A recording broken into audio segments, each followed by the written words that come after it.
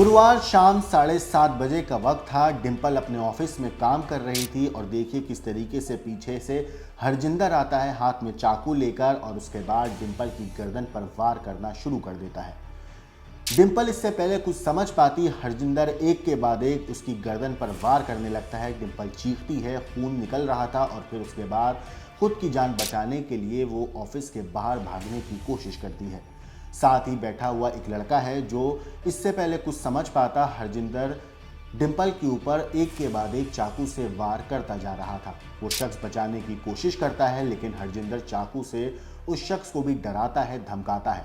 वो बंदा आवाज़ लगाता है, ऑफिस के बाकी लोग आते हैं और फिर उसके बाद हरजिंदर को रोकने की कोशिश की जाती है लेकिन हरजिंदर सबको चाकू से डराता है। इतने में दूसरा एक शख्स था जो ऑफिस में काम करता था, वो अपनी किरपान लेकर आता है और फिर उसके बाद इसको पीछे हटने के लिए कहता है। तब तक ये शख्स डिंपल के ऊपर इतने वार कर चुका था कि उसके जिस्म से खून बहने लगा था। उसकी मौत तकरीबन हो चुकी थी लेकिन ये शख्स वहाँ पर रुकता नहीं है। ये शख्स अपनी जान भी देने की कोशिश करता है और जिस चाकू से इसने डिंपल का कत्ल किया था उसी चाकू से ये खुद की जान लेने की कोशिश करता है।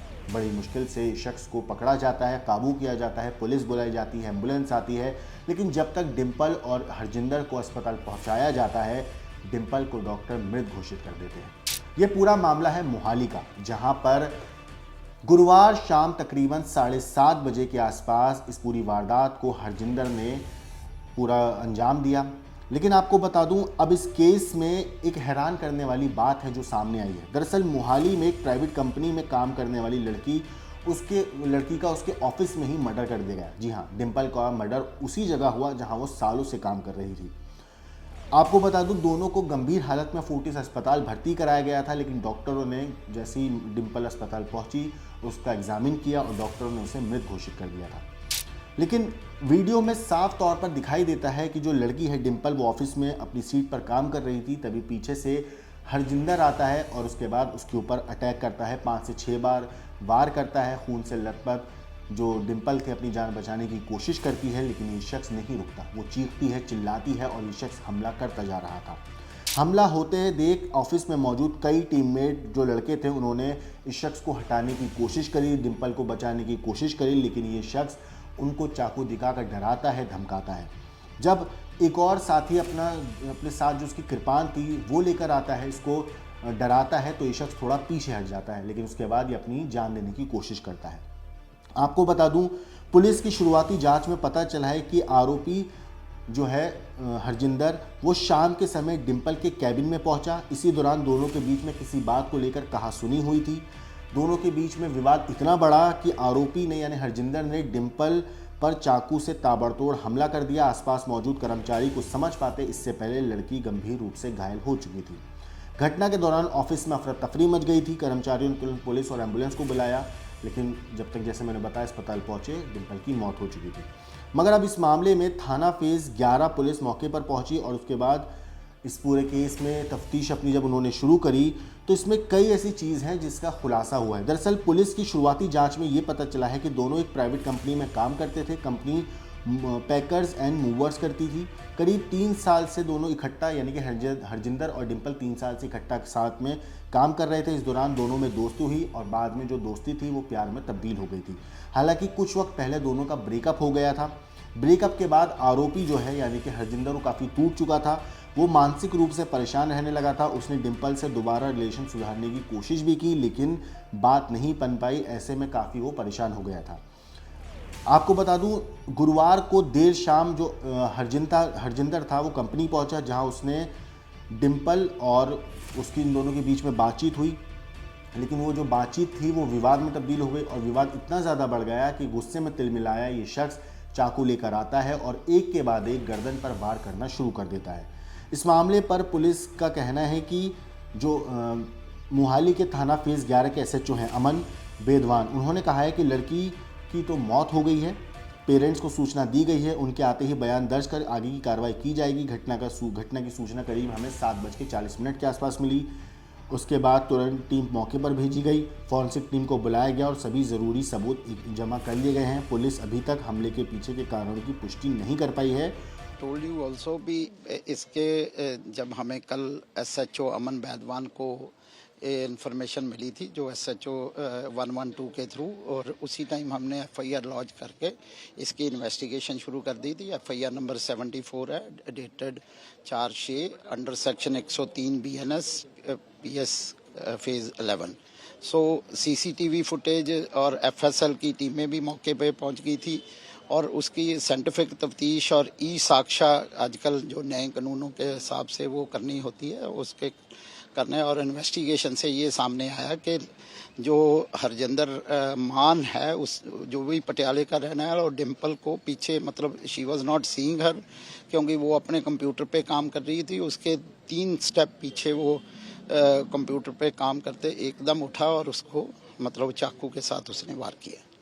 सर क्या कारण रहे हैं, क्योंकि ऐसा भी बताया जा रहा है कि दोनों रिश्ते में थे, रिलेशनशिप में थे, और ये relationship gone sour jilted lover वाली थी। हाँ, बेसिकली अभी तक तो जो प्राइमरी ये आ रहा है, ये तो यही आ रहा है, पर डीप इन्वेस्टिगेशन के बाद we can let you no.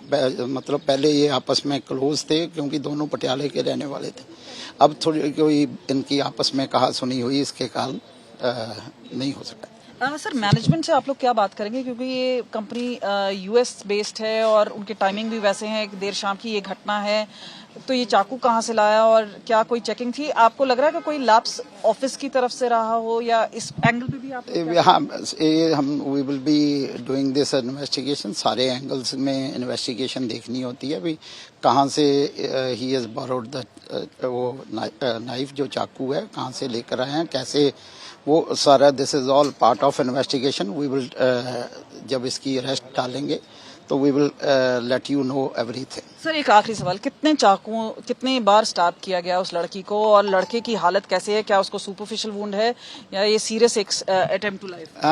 Basically 25 से 30 बार चाकू का उसने वार किया, गर्दन पे भी है और पीछे हार्ट पे भी है। सो यू कैन से भाई सीरियस उसने मतलब 25 से 30 वार किए थे उसने, और अपने भी उसने ऐसे ही अपने आप को भी स्टैब किया है, अपने गले में भी उसके हैं, हार्ट में भी उसने अपने स्टैब किया अपने आप को भी। और ये सारी जो हैं जो आप इनके वुंड्स बारे that doctor can tell you better. अभी पेरेंट्स के, दोनों साइड के पेरेंट्स का क्या कहना है? हाँ, मतलब जो लड़के के पेरेंट्स हैं they are in US, they will be coming, पर अभी जो लड़की के पेरेंट्स हैं उनका हमने बयान लिखकर अभी पोस्टमार्टम करवाएंगे आज। और अभी पुलिस तफ्तीश ही कर रही है, और लेकिन इसमें अभी तक जो जानकारी निकलकर सामने आई है वो यही है कि इन दोनों के बीच में तकरीबन 3 साल से लव रिलेशनशिप था, लेकिन हाल फिलहाल में इन दोनों का ब्रेकअप हुआ था। ब्रेकअप के बाद से हरजिंदर इतना ज़्यादा तिलमिलाया हुआ था, परेशान था कि वो हर कोशिश कर रहा था कि इन दोनों के बीच का रिश्ता सुधर जाए, लेकिन कहीं ना कहीं डिम्पल को इस बात की जानकारी थी कि ये शख्स गुस्से का तेज़ है, और कहीं ना कहीं डिम्पल को शायद इस बात का अंदेशा था कि ये शख्स उसके लिए सही नहीं है, और इसी वजह से डिम्पल ने इसका साथ छोड़ दिया था। लेकिन ये शख्स उसकी ना को कबूल नहीं कर पाया और इन दोनों के बीच में जो रिश्ता था वो और ज़्यादा बिगड़ता चला गया। आखिर में दोनों के बीच में विवाद हुआ, बातचीत हुई, लेकिन वो बातचीत विवाद में तब्दील हो गई, और विवाद इतना ज़्यादा बढ़ गया कि जो हरजिंदर था उसने डिम्पल के ऊपर चाकू से हमला कर दिया। अच्छा, क्या नाम है? मेरा नाम बलवंत राय है। क्या बात हुई है ये सारी जो घटना सामने आई है? देखो, ऐसा है, मेरे को तो कल रात को 8 बजे मैसेज आया कि आपकी पोती जो है ना डिम्पल, मेरे बड़े भाई साहब की सगी पोती है डिम्पल, और राजकुमार की बेटी है, उम्र उसकी करीब 28 वर्ष, कि उसकी तबीयत खराब होगी। स्टाफ की तरफ से मैसेज आया और उसको फोटोज में लिख के गए, तो तुरंत मैं यहाँ से 5-6 लड़के वहाँ भेज दिया, हमने परिवार के मेंबर भेज दिया। फोर्टिज में पहुंचने के बाद वहां से मेरे को मैसेज आया कि डिम्पल का मर्डर हो गया है। मर्डर, तो हम एकदम घबरा गए परिवार के अंदर। तो हम यहाँ से 5-6 गाड़ियां निकल के जहाँ डिम्पल दाखिल थी फोर्टिज में, वहां हम पहुंच गए। वहां जाकर देखा तो पुलिस की कार्रवाई भी चल रही थी, एसएचओ वहां मौजूद था अपनी टीम लेकर के।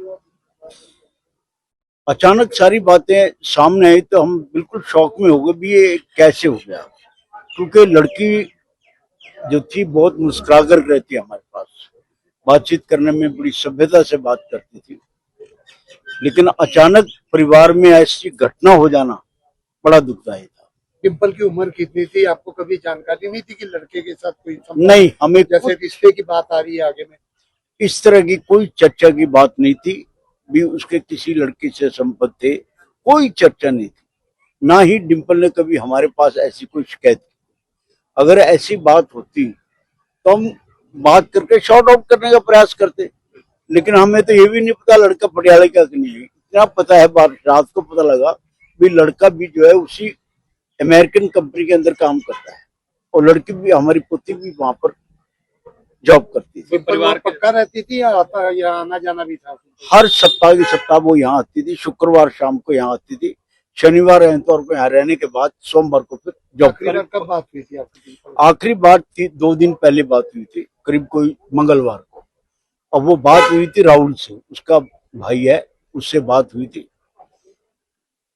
हालचाल पूछा।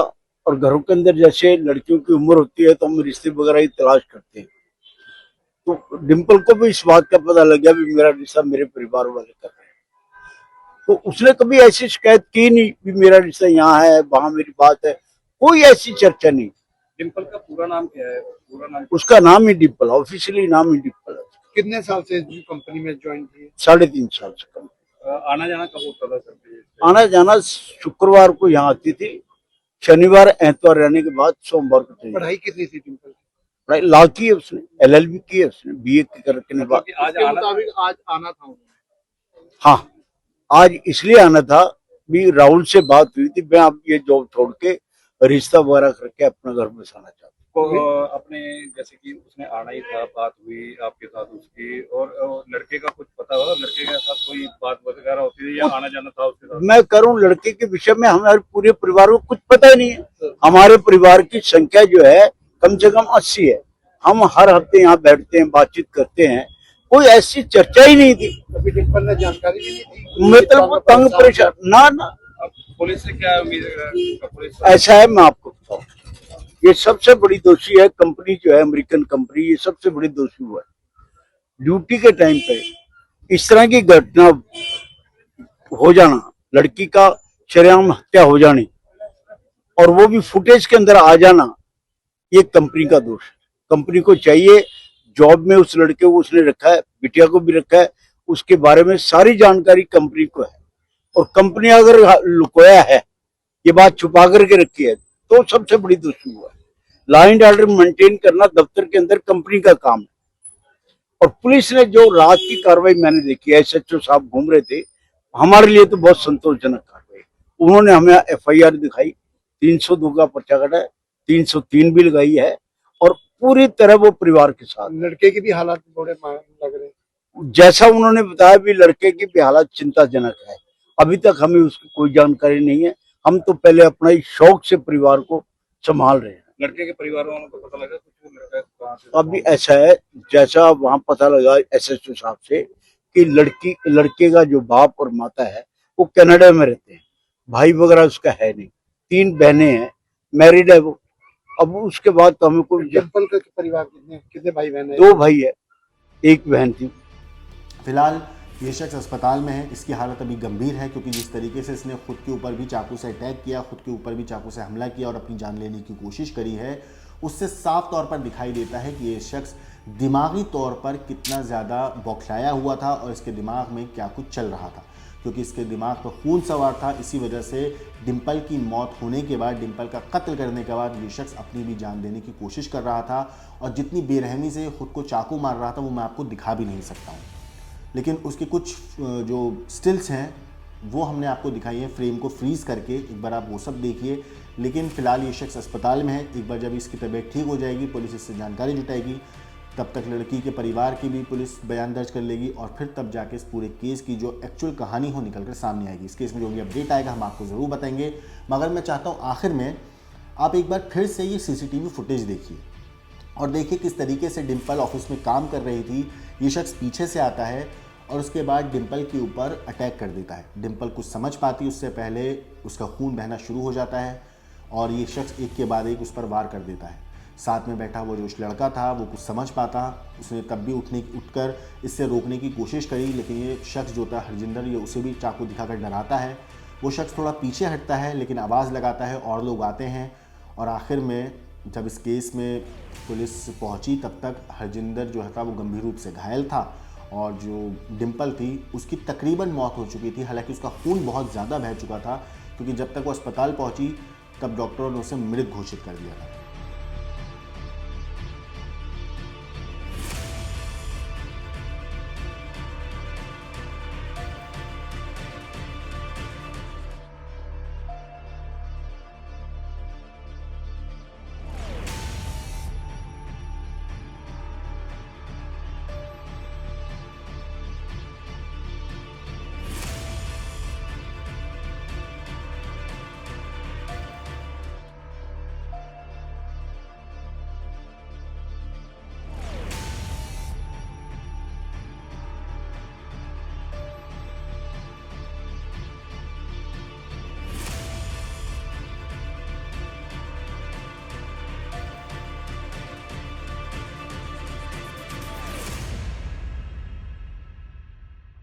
मोहाली में कल एक प्राइवेट कंपनी में हरजिंदर सिंह नामक व्यक्ति ने अपनी पूर्व गर्लफ्रेंड को बुरी तरह से चाकुओं से गोद डाला।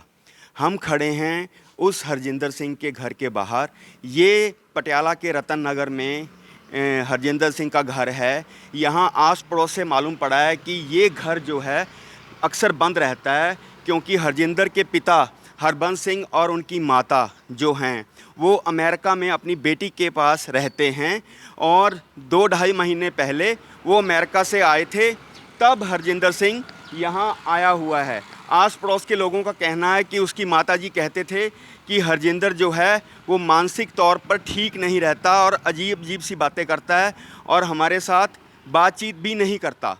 बता दें कि हरजिंदर सिंह की 3 बहनें हैं, जिनमें से एक बहन अमेरिका में है जिसके पास हरजिंदर के माता पिता रहते हैं, एक बहन कनाडा में है और तीसरी जो बहन है सबसे छोटी वो पंजाबी यूनिवर्सिटी में जॉब करती हैं और वहीं पर रहती हैं। और पिछले कई समय से हरजिंदर जो है यहाँ नहीं आया है और वो मोहाली में ही रहता था। लेकिन परिवार और आसपास के लोगों का यही कहना है कि हरजिंदर जो था मानसिक तौर पर ठीक नहीं था, मानसिक तौर पर उसकी तबीयत ठीक नहीं रहती थी और किसी से बातचीत भी नहीं करता था। फिलहाल स्टोरी में इतना ही। इस केस में जो अपडेट आएगा मैं आपको जरूर बताऊंगा। आपकी क्या कुछ राय है कमेंट करके जरूर बताइएगा। लेकिन देश और दुनिया की बाकी क्राइम की खबरों के लिए देखते रहिए क्राइम तक।